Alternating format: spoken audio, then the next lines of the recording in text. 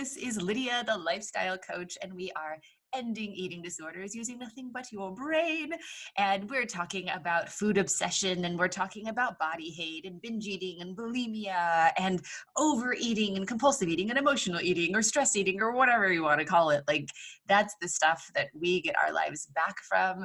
And it has happened hundreds and hundreds and hundreds of times, and with this wonderful, predictable, freeing system. And real women and men get to be out in the world free from this compulsion and getting to be who they really are. And I love that you guys are here and part of this community, and that we get to celebrate another one of those incredible women today. And you guys, I am so excited for our freedom story today. As you guys know, we have this series of real women who we have worked with, who have come and shown up coachable and are now getting to celebrate freedom and being out of crisis and seeing so much improvement in their lives, and celebrate their real stories. And so I'm excited for you to meet an incredible person today who has shown up not only incredibly coachable and hardworking and open to the process, but has shown up as so much fun and such an amazing part of the community. And so, someone that everyone already calls friend. I'm just loving her so much, and she is an absolute delight, and I'm really excited for you guys to hear her story today. So I would like to introduce to you the wonderful and amazing Robyn. Yeah! Hello! So happy to have you here. Welcome on. And Robyn, you're just such a wonderful human being, and I'm so happy that the world gets to have the real you now, and really excited to celebrate you and your real story. So Robyn, let's go back. Let's take us back to where this all started, and tell us a little bit about how you first saw your relationship with food, getting in a place that was concerning for you, or first saw these behaviors come up. So how did it all start for you, Robyn? Well, I started at a very young age, elementary school. Just food was, I thought, safe, and so I just started eating a lot, and that just escalated over the years. In high school and college, I really noticed I'm not normal, that I was eating large amounts of food in secret all the time and hiding that, and it just became a thing like that. I just thought that's who I am, and that just continued on. I got to the point where a few years ago I did some research and discovered that I actually had binge eating disorder, and I didn't even know for almost 30 years that I had this problem, that I didn't even know it was an eating disorder. And it just got to the point where I was binging weekly, sometimes even daily, and just completely out of control.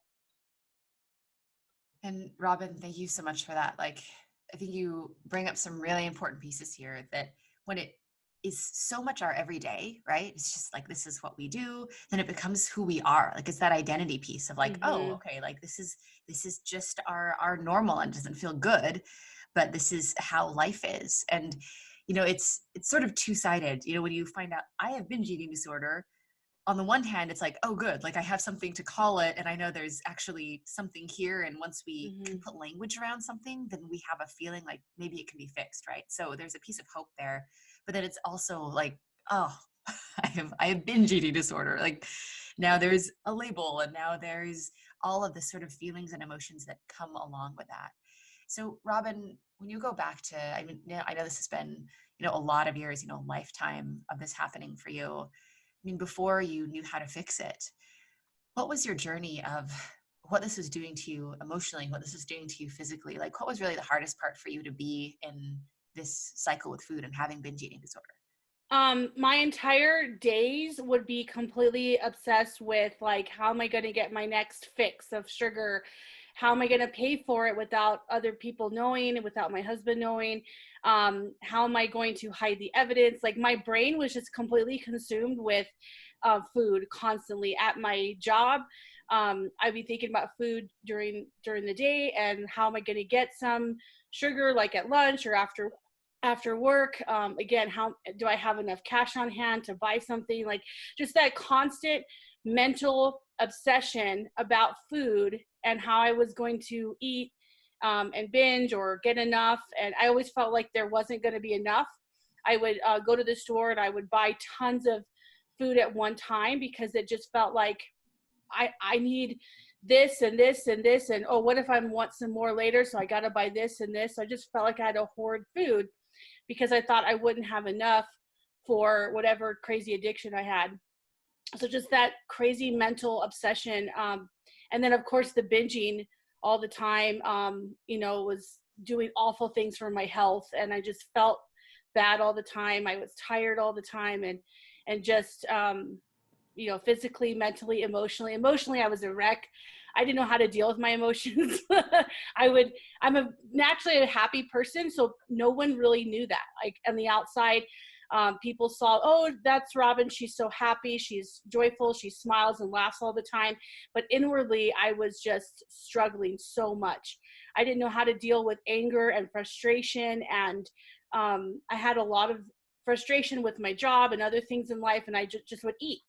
If I felt hurt, I would eat. If I was tired or stressed, I would eat. If I would just binge like crazy. If I was happy, and then I would say, well, I guess I'm going to binge again because that's just what I do. That's what I thought. I was just that kind of person. And so I was just kind of an emotional wreck because I really didn't know how to deal with my emotions. I would just eat and comfort myself with food all the time.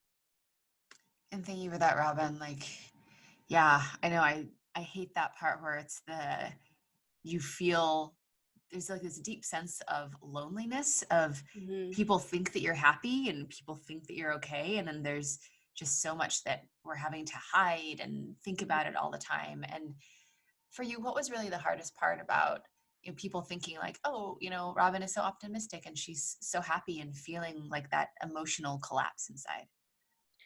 I felt like I couldn't get the help that I needed because no one knew that I really had a problem. And I was even in denial about it for such a long time. And when I finally admitted to myself that this is an eating disorder, even I didn't know what to do. I didn't know, like, do I go to a doctor? Do I go to my friends? Do I just go online and Google? Do I just go find a group somewhere? I had no idea. I had no direction, and nobody in my friends, my family, they didn't know either because they didn't even really think it was that big of a deal. So I was totally lost on what to do and how to handle this. So I just kept eating. Yeah. And like that paralyzing feeling of like, okay, well, now that we know this, like, where do we go and what do we do? Like, what were some of the things that you were trying to do to figure this out? I did a lot of weight loss programs, and I would have some success and lose some weight. And I thought that was the thing that needed to happen. Just deal with the weight and I'll be fine. I kept thinking, oh, willpower. If I just try harder, like I can do this, I can lose weight. I can prove to everyone that I can stop binging and stop eating so much food. And I can just, so I just did a lot of weight loss programs. Sometimes I would just do things on my own and try to figure out what worked. Exercise. I was never big into exercising a lot. So I didn't exercise like over exercise, but I would definitely like try to force myself to exercise, and I would always feel bad because I didn't like to exercise, so I wouldn't do it. So it's just that constant like cycle of shame and guilt, like, oh, I can't do this, like I'm just going to be stuck the way I am with this eating disorder, and it's just there's no way out. Yeah. And thank you for that, Robyn. It's like there's, like you mentioned, so many layers of this, right? It's we have to fix this, and so we try really hard, and then we feel like a failure either because we're not doing it well enough or hard enough, or that we don't like doing the thing that we feel like we have to do, and then there's more shame and more guilt and then more eating on top of that. And I just want to like put a real strong note in here for anyone listening, right? Because this path of, if I could just lose the weight, then everything would be under control, right? Like, oh, if I'm thinner, or if I'm more fit, or whatever that idea is that if you restrict your food or work out more or eat cleaner things so that you're lighter, that it's somehow going to fix what's happening. And just, I want anyone listening that thinks that that's an answer to go and do another weight loss program. Look at the 98% of really amazing hardworking, intelligent women that have done this 100 times, and it's not working. Like, we need to really wake up as a society to the fact that it doesn't work and it's not working. An example that I like to think of is, it's like when someone has really bad lung problems, like they're having trouble breathing, they have really awful asthma, and then people are like, why don't you just take up smoking? Like, I haven't seen you smoke a cigarette in like a long time. Like, it should be like a pack a day. Like, you should just, why can't you just, do better? It's like, well, I try to do that. And I smoke for a while, but then I start coughing and it's like, it's making my lungs worse. And there's like, no, you just have to try harder. You just have to do more. It's like, the harder you try to do something that makes the problem worse, the worse the problem gets. I know that seems simple, but it's this insanity that we sort of live under as a society. And people used to advertise smoking as something that is a healthy thing that is going to fix whatever problem. And we're going to think of dieting the same way. Restrictive dieting, trying to manipulate our bodies, trying to, lose weight to fix our relationship with food or to fix this mental obsession that happens all the time. It has never worked and is not going to work. It's the definition of insanity to do the same thing over and over and hope for a different result. But there's so much attention to this is the thing to do, right? And so I'm really glad that you brought that up, Robyn, because I think it's so important. And I know what an amazing, like, hardworking and smart person you are. And if anyone is going to be successful, like you said, you had some, we'll put success in quotes, right? Because maybe you lost some weight or whatever, but it didn't ever fix the problem. And so, I mean, Robyn, thinking of that mental obsession, like, what was the hardest part of just having your mind always in that shame and that guilt and obsessing about food? Like, what was the biggest interrupt or the hardest thing for you about that? I think I had a lot of false hope.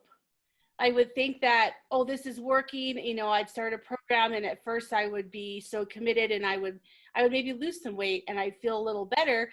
But I would just, I would go a few weeks or maybe even a few months, and then I'd just be like, forget this. I'm just going to binge because I can't do this. This is not me. I don't know what's wrong with me. So there was just constant sense of false hope. And I didn't know what to do. I didn't know how to deal with that. It was like these highs and lows. I was either really happy or really sad and really frustrated, and just it was very difficult living life like that, going from one extreme down to the other extreme, just that constant up and down, up and down. And I didn't know how to tell people that. I didn't know how to, nobody knew what I was really going through. Because again, on the outside, I was just this happy, fun person. And on the inside, I was just like a mess. Yeah. And, again, like that isolation, right? It's like we get more and more isolated. And then it's that point of like, I can't take one more failure. Like, because it's like, we're always looking for that next hope, that next high of like, well, I've got to, do something. Maybe it's this diet. But then every time we crash, then like makes it even harder to go back into that cycle. And so I'm really glad you brought up just the isolation and the loneliness of that, because living at those extremes is really hard, like extremely difficult to have those ups and downs, and to sometimes not even know when that's going to happen, right? Yeah. Because it's like, oh, okay, I don't know when this is coming. So thank you for that, Robyn. Anything else that you want to share about what it's like to live with an eating disorder? Just that idea of like, I can't get past this. I constantly had that idea of, this is just who I'm going to be the rest of my life. And I'm going to try to fix it just so people think that I'm working on my life and trying to deal with the problem. But inwardly, I honestly felt there's no way out. This is just who I'm going to be forever. So yeah, it was very, very difficult. And then I got to the point where I almost gave up. I don't know if I'm getting too far ahead, but I found this group. I found on Facebook, I just happened to see the Facebook group for Beat the Binge, and I was like, what's this? People who deal with the same thing as me. And I was, for the first time in my life, I was like, that little glimmer of hope, like, okay, maybe, just maybe, I can get some help, like from people who really know what they're doing. Oh man, Robyn, I'm so, so, so happy about that, because I'm happy that you even remember how you found us. There are so many women in our community. They're like, I don't even know how I found you. I was just at the end of my rope, and then like I just stumbled upon this somehow, because when you really keep that hope and you keep going, like people get led to the real solution, like the true way to end this. And I'm so glad that you had that openness, because there is a point where it doesn't get fixed because we lose all hope of it ever being fixed. Like we stop looking, we stop hoping. And Robyn, I'm so glad that you found us when you did. But I'm curious, I want to ask, what was it that in this feeling and under this cloud of, I think it's always going to be this way and I don't think there is a way out, what was it that kept you having hope, that kept you looking, that kept you believing that maybe there was something out I'd heard stories, of other people who had found freedom. I know people who have dealt with like anorexia and they have found freedom. So I thought, surely there's a way out for me, but I just couldn't find it. Like I just was lost. I was just like stumbling around in the dark. I knew that there was a door somewhere, but I couldn't find it. And I was just stuck. Yeah. And Robyn, like, I just want to really applaud you, because when you don't have the answer to this and you have no idea what the way is out, and you don't even feel like you have a hope of even finding that fire in you that you kept following of, well, here's an example of somebody who got free and maybe there's a way, or I'm going to keep on searching. I'm so glad you did. I'm so glad. Me too. Yes. And let's talk about that. Let's talk about freedom. Oh my goodness, so much transformation. So, Robyn, what was your biggest fear getting started with fixing this? And what was your biggest excitement as you were getting started? My biggest fear was, this is not going to work, just like other programs I've tried.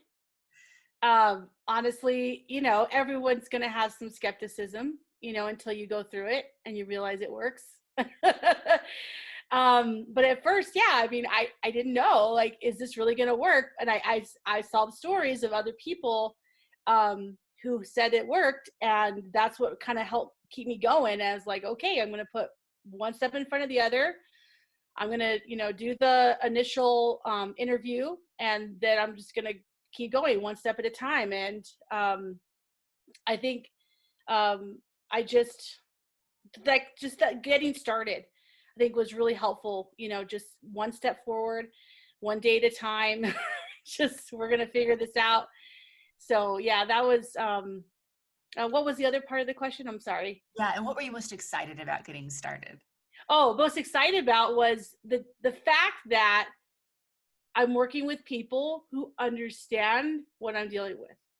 That this is for binge eating. This is not just for weight loss, because that's not what the program is about. And that's what I had tried so often before and failed. And I've been to groups and I've talked with friends and people who dealt with overeating and things like that. And I'm like, yeah, but I eat worse than you. Like, I would always think that to myself, like, what I deal with is way worse than what other people deal with, because they didn't know how bad it was in secret. They didn't know how bad. And so being able to have people who understand what I'm dealing with, that was huge for me. I was just so excited. I felt like I found a new family, like almost instantly. Like, these people get me. They actually get me. So that I was super excited to have that instant community of people who understood me. Oh, I love that. I love that. I love that. And I just want to like bring up what an amazing addition to that family you've been, Robyn. Because it wasn't only like, yes, I found my people, but it was like, hello, people, I am your people. It was so good. I love it. It's just been so much fun to, have you here and continue to have you here. Because it's amazing to me what cool people get eating disorders. Like, because we have such a cool group and tribe. And yeah, I love that. And Robyn, what was one of the very first celebrations for you? Like, what was one of the very first like glimmers of hope, or like, oh my gosh, I can't believe I can do that? The elephant story, like, really hit home with me. Like, instantly I was like, Oh my gosh. I can like just walk away from this right now and not binge ever again. Honestly, I thought like, oh, I'm just going to have to go through 2 whole months of this program and then maybe I can stop binging. And knowing from the very beginning that I can stop binging right now, that I have the power to do that. And then that whole entire it was 4 weeks, 4 whole weeks of freedom, and I did have a partial binge after that, and then since then I've been totally free again. But so that first whole week was binge free. I mean, just initially off the bat, like I don't have to do this anymore. Okay, I'm not gonna. Like just that the idea of like somebody telling me that you can walk away from this, that was like huge for me because I didn't know that I could. Yeah. I didn't know that I could actually just walk away from binging and not binge again. I had the power to do that. I didn't know. No one had told me, that you could just stop right now. And just so that was huge for me. That's probably the number one most important thing for me, like just getting me started with that mentality. So, yeah. Love that. That's so cool. And so just so that everyone has context, Robyn, how often were you binging before you started this program? At that point, when I started the program, I was binging almost every day. And sometimes it was just a small binge. Sometimes it was a big binge. But every day it was like, I have to have my sugar. I have to have my fix. I have to have this. I have to have, and again, that constant mental obsession was like a 24/7 thing. Yeah. So The 24/7 mental obsession, binging every single day. And then on like day one, like as soon as you got what you needed, it was like, whew, relief for a whole like month. Like just, yeah. Oh, so fun. And I love, what a huge celebration. I want you guys to understand like what we give people right up front is so that they don't have to wait to get free from their eating disorder, which is really fun, but you've got to know how to do that. And so Robyn, it wasn't just like, oh, okay, like I just have this idea in my head. Like she jumped in and she started doing the work. Like she showed up and just like, all right, I'm doing this. And that's why you're able to have such amazing results because it's something that actually works and you're doing it. Right. Oh, so fun. And celebrating with you there. And I mean, let's celebrate freedom. Like, what are some of your most favorite things about being on the side of freedom where you're out of crisis and you know how to not binge and you don't have to? And like, what do you love most about it? I can have fun with life. I can go to a party or a buffet. Oh my gosh, I went to a buffet. And it was totally fine. Yeah. I can have fun and not worry about, am I going to binge or am I not? Like that shame and that creeping up, like, oh, you're going to do it. You're going to do it. Just do it. Just give in.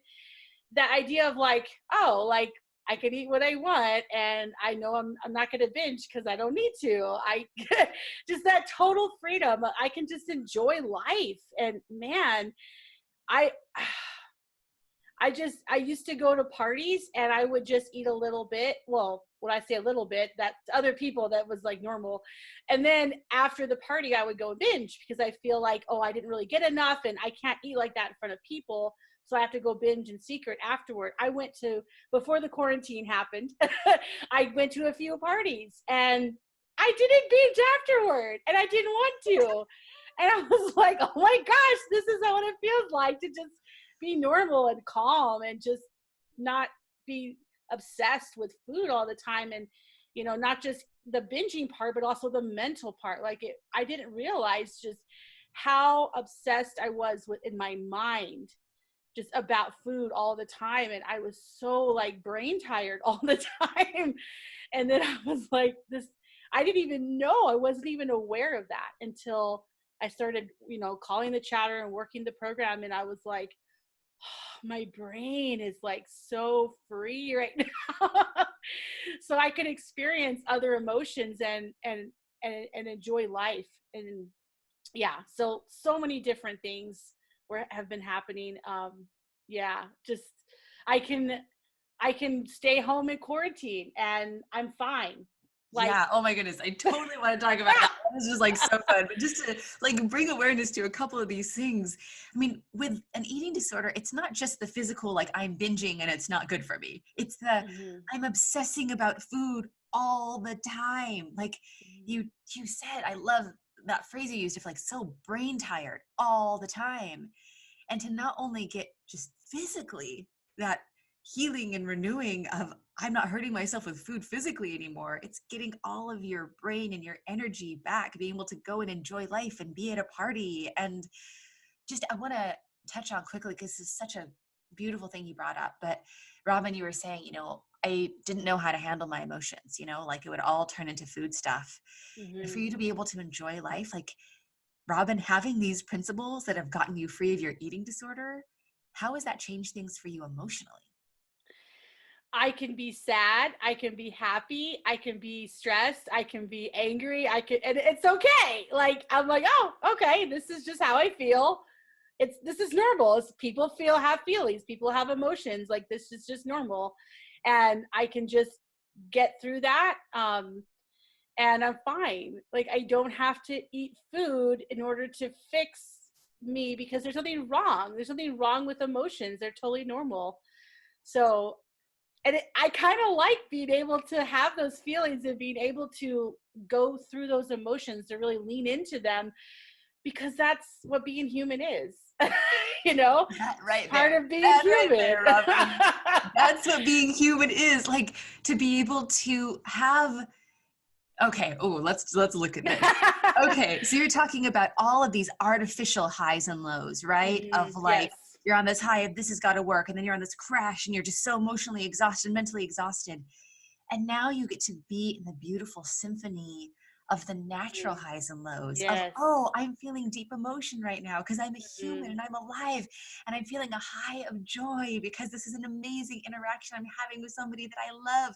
And I'm feeling this low because, like, oh my gosh, this is the true humanness of, feeling sorrow for something hard that happened. Doesn't that feel so alive? It feels so good. Like, way more satisfying than even one piece of food could ever be. Like, I am just so fulfilled and satisfied with life in general. Like, I don't need food to be happy. It's gone. Like, and I know one of the things that you had said early on in the program is you don't have to white knuckle it anymore. And I totally feel like that. Like, there's no struggle because I can still enjoy life without having food to do that. Like, it's just incredible. Just an incredible, life-changing thing. Oh, and I love that. And just celebrating with you, Robyn, because of anyone who like deserves to have a beautiful life that you can enjoy, like, man, like you absolutely deserve that. And for you guys listening, you Thank you. deserve that. Like, you were born with a right to be able to enjoy the beauty of life. Like, that's the purpose. That's why we're here. And being able to actually do that is just so, so fun, despite whatever circumstances happen in the world. So let's talk about what happened in the world, right? So you were getting free. This is so good. Okay, because like Robyn is like an epic before and after. So, I mean, let's talk about the this shelter in place quarantine. So if you guys are listening, or if you're thinking back of when it was that way, we're in the middle of coronavirus right now. Like, we're all at home with all of our snacks, with all of our food. And I know, Robyn, you came into this program with being super busy, like super packed all day, every day. Just to give, a little bit of context, like Robyn wasn't already sitting at home doing nothing. Like, she was like super, super crazy busy in life. Yeah. And then right in the middle of her program and her journey of, getting freedom, then we went to quarantine. So just for fun, Robyn, why don't we look at it this way? Why don't you share working from home, being at home with all the food, this feeling of not enough? Why don't you share how being in quarantine would have been for you if you hadn't had the principles that you have now? If I didn't have the principles that I have now, I would have been binging probably from sunup to sundown.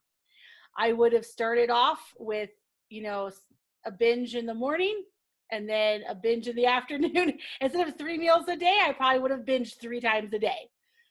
I would have just been eating myself out of house and home. Like I would have just eaten everything I could, go back to the store every day, even though we're, I'm not supposed to go out for non-essential things. I wouldn't have cared. I would have just said, I have to have food. I have to have this. I need it to survive because I'm going crazy and I need all this food. I wouldn't have been able to deal with my emotions. I wouldn't have been able to focus on the work that I do have to do from home. I would have been a mess, way worse than I was even before. And Robyn, like being in that, right? It's like, and I know like this takes us to a place where we're doing things that are like risky for our lives just because it feels more important to have the food, and especially with all the stress on top of it and being at home with all your stuff. Mm-hmm. So let's celebrate the reality.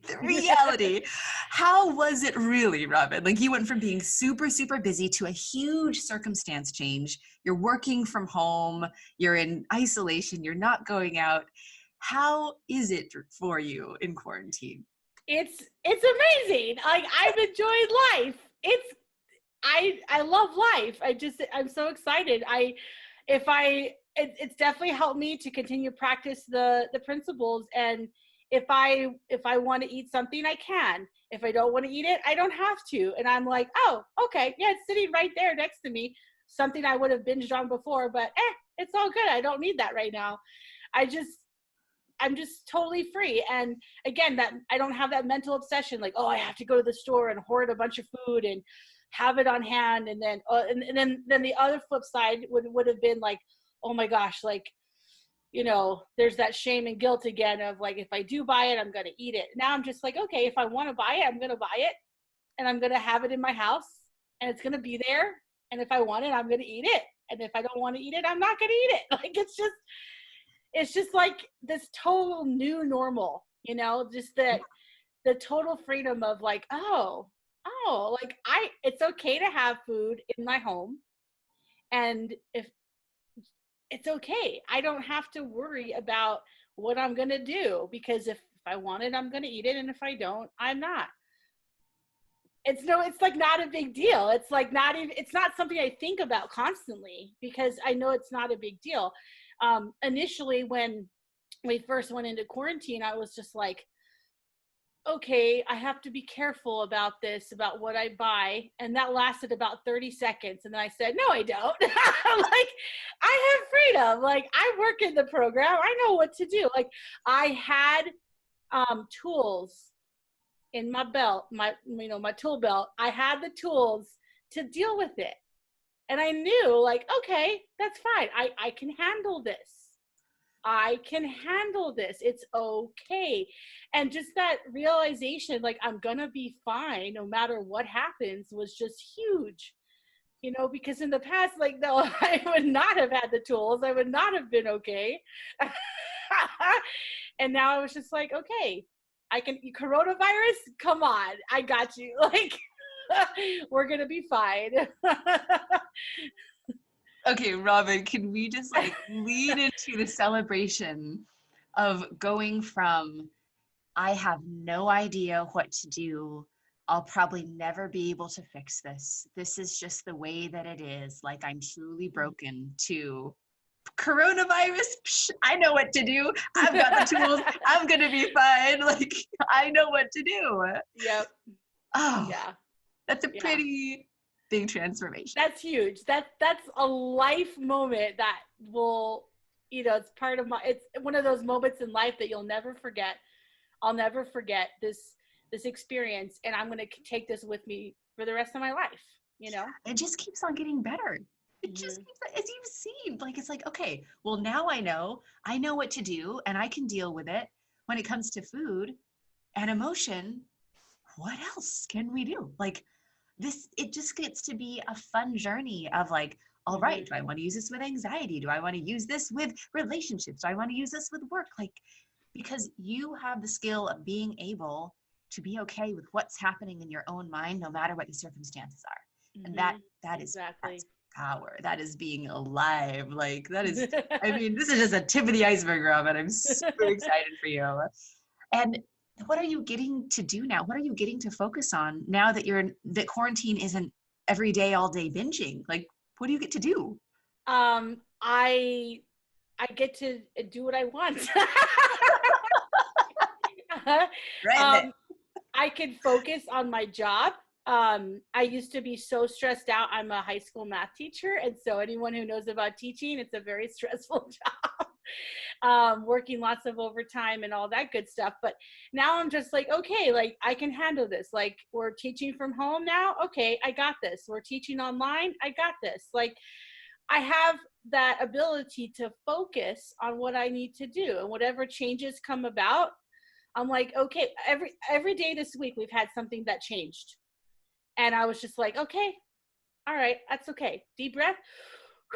I can do this. Like being able to focus on my job.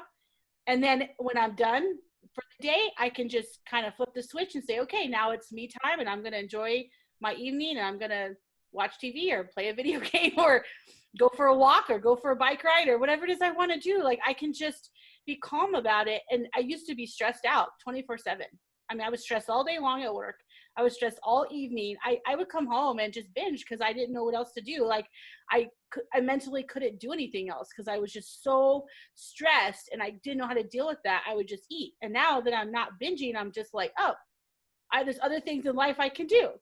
I can play Mario like I did when I was a kid, like Super Mario Brothers. I can go walk the dog, like get some sunshine. I can ride a bike and like just the fun things, just enjoying life. So I'm finding that I'm a lot more active in other areas of my life, and I can focus better too. Just that Yeah. mental focus.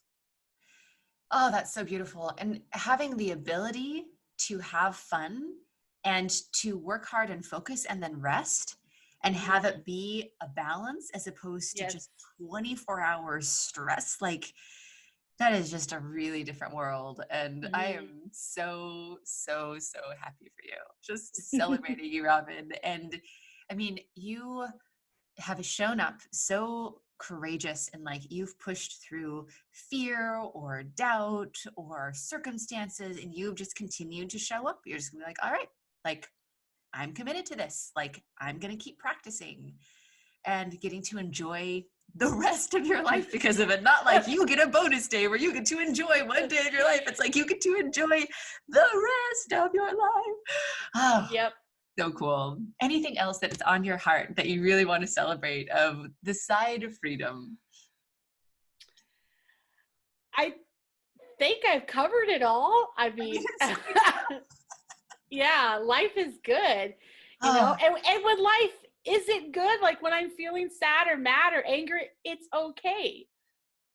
Like, and then that makes it good. And then I'm like, oh, okay, we're good. I can get through this. Like, and I guess another thing, yeah, is, because this happened this week. I had, good, well-meaning friends who tried to give me unsolicited advice. And they think they know what's best for me. And they think they know what I need to do, what I need to eat. And, in the past, that would have just, made me get really angry. And I would binge because I was angry. And, and now I'm just like, oh, okay, well, whatever. That's what their opinion was. It doesn't matter to me. I know I'm doing the right thing. This is working incredible for me. I've never had success like this. I've never had that long-lasting, deep, fulfilling success. It's just, there's so many layers of freedom. I had no idea. Honestly, again, before coming to the program, I honestly thought freedom was weight loss. That was it. That's what I thought. And now I'm like, oh my gosh, there's so much more. No wonder I couldn't get through it before. No wonder I kept failing. No wonder. I was just setting myself up to fail. And now I'm like, yes, this is it. This is the way out. This is the way out. yeah. I found the path. Oh, that is so good. Like this is the way out. Found the path. And Robyn, I mean, like you said, all those layers to freedom, right? I mean, there's being able to have the freedom with like the eating disorder, but because of how these principles really just have that deep healing and power and knowing that you're okay, like no matter what happens on the outside, That's a huge piece. I just really want to celebrate with you and celebrate that you're celebrating that, because it is such a Mm-hmm. big thing to own that not everyone's going to understand, right? Right. There are going to be other people, well-meaning or even not, that are going to say stuff, and the things that used to destroy us before, because it brings up all of those wounds of, someone says, hey, you don't know what you're doing, you need to do this. And it's all that reinforcement of like, I don't know what I'm doing, I have no idea what to do. And now those sorts of messages are like, oh, thanks for that, but I'm good because I do know what I'm doing, because I am Mm-hmm. free. Like, oh, and Yep. yeah, just to navigate in the world with other people and like be able to like just be good. Yeah, that's really cool, Robyn. And thank you for sharing that. It's been amazing to celebrate with you, and your story is so wonderful, and it's just going to keep on getting better. And I think it's just such a wonderful thing to reinforce that weight loss is not the answer. Like, sure, it's a thing that might happen temporarily and you might feel better for a minute, but ask anyone who's lost weight, like, is that the answer? Like, did that fix everything? And there might be these glimmers of like, oh, I felt good in my body once I lost this much or whatever. But that, I love the word that you used, which is lasting. Like, it has to be Mm-hmm. lasting or it's not success. It's just another one of those highs that turn into an even deeper low.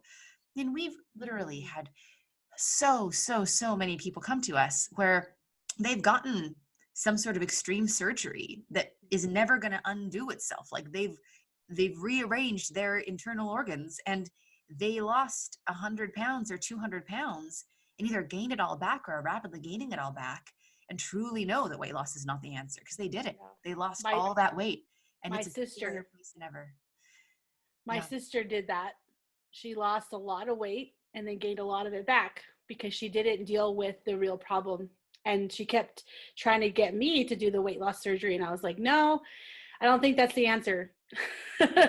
And now I found the answer and I'm sharing it with her, you know? Cool. That's so cool. And Robyn, I can see that you are, again, just such an amazing part of this family. And there are so many people that their lives are going to be saved because of your story and your witness. And it's a really beautiful thing. And we're celebrating with you. So Well, I just want to thank you for being so incredibly kind and non-judgmental and just full of wisdom, and it's incredible, just your personality. I mean, I don't, honestly, you're incredible to work with. And people who are hurting like I was, they need someone who is going to be kind to them and be non-judgmental and show them, this is the way. And I have never found that before, even in weight loss programs or even just with friends and family. People always have that judgment against you, like, oh, well, you're doing that, you shouldn't do that, you're eating really bad, you're binging, why are you doing that again? And with this program and the coaches, you guys are incredible. You're just I mean, I never once felt judged, I never once felt shamed, and that was huge for me because I probably wouldn't have made it through it, because that's what I felt in the past and from other people, and again, well-meaning people. And but that just pushes me to binge again. That's in the past when people would guilt me or try to make me feel bad, like, oh, you should really get on this weight loss program or have this surgery or stuff like that. But you guys are just incredible. You're just so full of joy and positivity, and it's so fun to work with you, Lydia. You're just so much fun. oh, and the process is fun. Like, it doesn't have to be heavy and like, Right. yeah. And thank you, Robyn. I received that, and we just love you so much. And like, yeah, thank you. And I understand how important that is to be able to be in a space where it's so funny. Like, you say that, like, I never once felt shamed or judged. And I'm so glad, but I'm grateful to be in a world where we've just known for so long that shaming you is not the way. Like, you're just like, there's no amount of like shaming that we can do to like fix your problem. That's just going to make it worse. And so thank you for that beautiful reminder of so many people they're even in a well-meaning place of like, if I can just make this person feel bad enough, or, shame them or guilt them, or, tell them what they have to do. And it's sort of this idea of, tough love. And, a lot of times it's not even from a bad place, but people don't realize that that is part of the problem. like Mhm. part of the problem. So to be in a place where you can not only get free and know how to do that, but for it to be a fun process. Mhm. It is a good time. It's going to keep on Yeah. being a good time. Woohoo! Yeah. We've done dance parties and we've done we've just, Oh yeah. it's Oh been yeah. really fun the whole time. So Robyn, just honoring your journey I'm so proud of you for not giving up. Like, you Thank you. have such a tenacity and a strength within you that kept you continuing to look until you found the way. And you did that on your own until you found the way. And I just Mhm. really want to honor that you kept going and that you let yourself be guided to the way out and that freedom, and that you get to enjoy your isolation, to just like be quarantined and just continue to enjoy life, which is Yep. such a cool thing. So just love you so much. Anything else on your mind before we wrap up, or do you feel like we are complete? I think we covered it. Such a big deal, such a big celebration. uh love you so much. And you guys, just like Robyn did, right? Like, her exact path was, okay, I need to fix this. And then she found us, and then she just took the next step. Like she was talking about the one foot in front of the other. Like, that's all that it is. And if you're at this point where you're watching this, where you've already found our community, the next step is to book a session. You can book a free breakthrough session with us, where we're going to get you the foundation of freedom. And we're going to take 30-45 minutes, and it's going to be the best time that you have ever spent on fixing this problem in your life, because we know exactly just the next step about how to solve this. And we're going to show you how to do that. And if we can help you, great, or we'll know where to best direct you. But either way, that foundation of freedom is so important. And that's what we do in our breakthrough sessions. So you can go to lifewithlydia.com/apply. Again, that's lifewithlydia, LYDIA.com, COM, and /apply. And you can book a free breakthrough session and get the help that you need, just like Robyn did, without any shame or judgment, to truly just see what's happening here and what are the next steps about how to solve this. And so we're really celebrating with you, and thank you for sharing your incredible story. And Robyn, just love you so much, and our community, and shout out to all of our ladies and gentlemen who are free, and all of you guys who are here on this journey and working toward your freedom as well. Just love that you guys are all a part of this, and thank you for being on and sharing your story. And you guys, this is Lydia, the lifestyle coach, and Robyn signing off. Mwah! Bye, guys. Hi, this is Lydia, the lifestyle coach, and after helping hundreds of people move from food prison to food freedom using only their brains, I am confident that anyone can be free who wants. If you would like a free session with our team, you can go to lydialifestyle.com. Would love to see you there.